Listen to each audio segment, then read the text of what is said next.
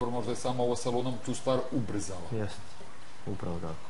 Dobro, da li to znači da, dobro, ti si to negdje i rekla, znala si ga i pre ovoga, Da.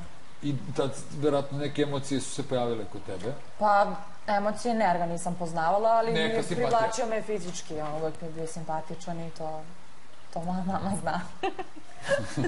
Znači, kad ti neko kaže da si simpatičan, on privlači te fizički, okej, dobro. Mislim...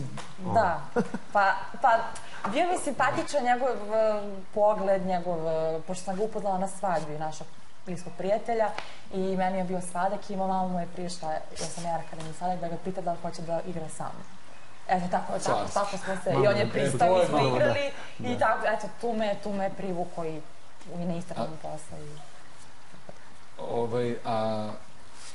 Da li ti sećaš svojih tada, je li ti je ona isto bila simpatična? Pa jeste, naravno da mi je bila simpatična, normalno.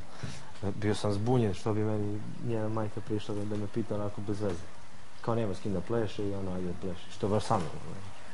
I onda, ali brzo je pobjegla s te svadbe, tako da nismo ništa porazgovarali. Pa možda sljedeći ples bude na vašoj svadbi, eto ekstra. Možda. Ali radite istu foru da mama te pita, sve odradite kao što je bilo.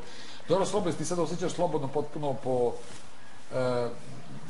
da možeš da pokažeš emocije, da imaš slobodu u komunikaciji s njom, da nemaš više stega, mislim, vrlo što popušta ti vremena.